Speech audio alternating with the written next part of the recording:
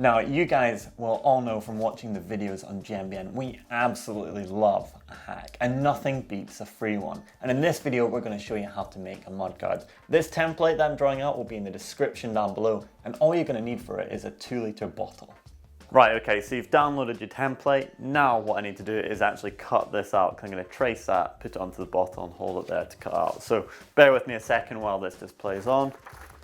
So we've got a stencil cut out, and at this point, if you haven't realized already, this is going to be a front mudguard. It's going to sit underneath the forks. We're going to zip tie that on to make sure it's secure, and this is going to stop that mud coming through the crown, flicking up and hitting you in the face. But it's on to the next step, and that's preparing the bottle. Okay, so onto that bottle now, you're definitely going to need a 2-litre bottle that's quite cylindrical like this one right here. And what we're going to do, step one, is cut off that top. We're going to use a knife, so if you've got a knife, be really careful using that. You do not want to cut your fingers. We're then going to cut around the bottom too, and then we're going to cut it in half before putting that template onto it. Okay, so I've cut the top and I've cut the bottom off. Now I'm just going to cut it straight down in half, so I've got one long flat piece. I'm just going to put my template onto. Okay, so I've got my bottle now cut up, perfectly shaped for it. We're just going to try and flatten that out a little bit. It is quite stiff material.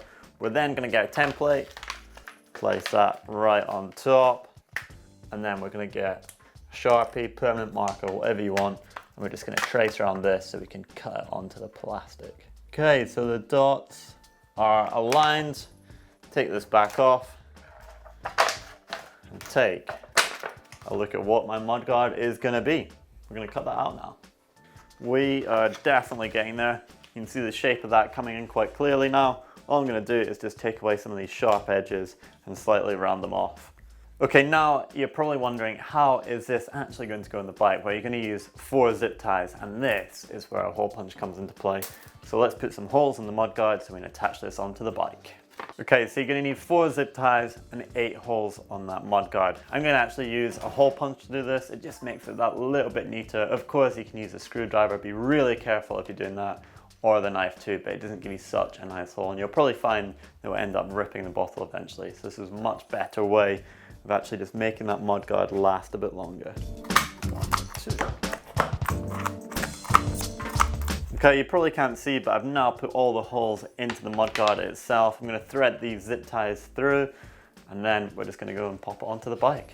Right, okay, so now it's time to fit it onto the bike. You're just going to pop it underneath that fork with all the zip ties, and then one by one, I like to start up at the crown. Okay, there we go, it's fitted. All that is left to do now is just cut off these tails off the cable ties. So just take your cable snips, careful of the stanchions when you're actually going to cut these off.